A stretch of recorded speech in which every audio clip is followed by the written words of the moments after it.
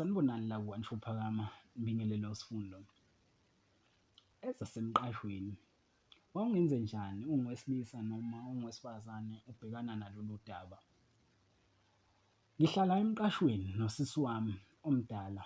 Wahamba waye ePietermaritzburg engayitshelanga i-boyfriend yakhe ngoba kwaphuthuma wayethunywe ibhosi yakhe. Ngilungiselela ukulala, ngizwa ngqongqongqo umuntu emnyango. Ngiyazi kunezigebengu zewunga lakwaMashu. Ngiqale ngivule ikhethini ngilunguze, ngibone ukuthi uSibari. Ngase ngawuvula umnyango. "Sibari unjani?" Kubuza yena. "USibari, ngiyaphila Sibari wami." Usisi, "Akekho usisi usePietermaritzburg sekusho mina," kusho intokazi. Athi, "Cha, ubengazi uyaxolisa ukungiphazamisa ngithi mina ulungiselela ukulala. Akasale eselala ngoba vele seku-late." Athi, "Ayikho inkinga uSibari." Athi, "Ucela ukulala kusofa." Ngivumi.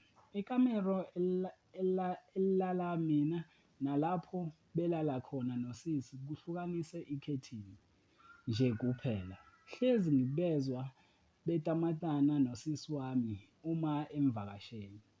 Ngivele ngikhumule ngibe nqunu, ngihlale phezu kombhede. Kubuye yonke imicabango nomsindo abahlezi beyibanga uma betamatana nosisi.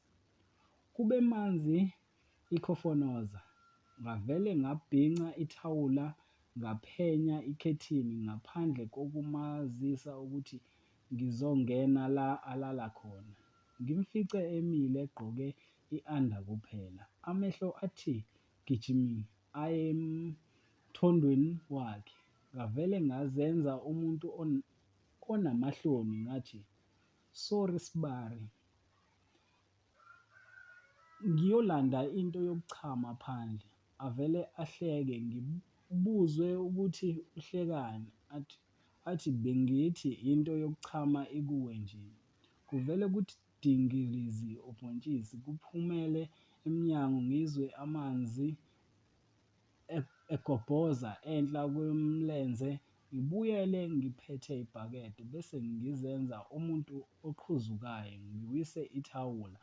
Ivele ithi nhla obala ikhofonoza. Ngibone engigqolozele uSibari ngicoshe ithawula. Ngigijime ngiye ekamelweni. Ngingene engubeni ngicime ugesi. After 5 minutes ngizwe isandla ngithinta kamnandi emathangeni. Ngithi, "Sibari wenzani?"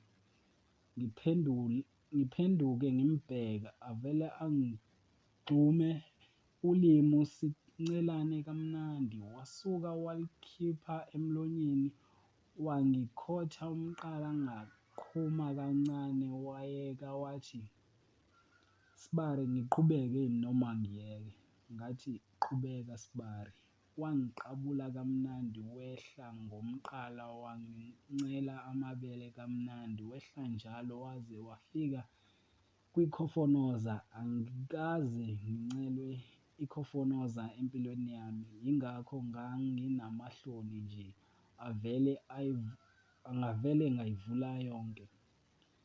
Lona-ke udaba lwasemqashweni. Wawungenze njani nje mbukeli wethu? Siyacela nje ushiye uvo lwakho ngaphansi comment section. Ungakhohlwa uku-like noku-subscribe. Ngiyabonga.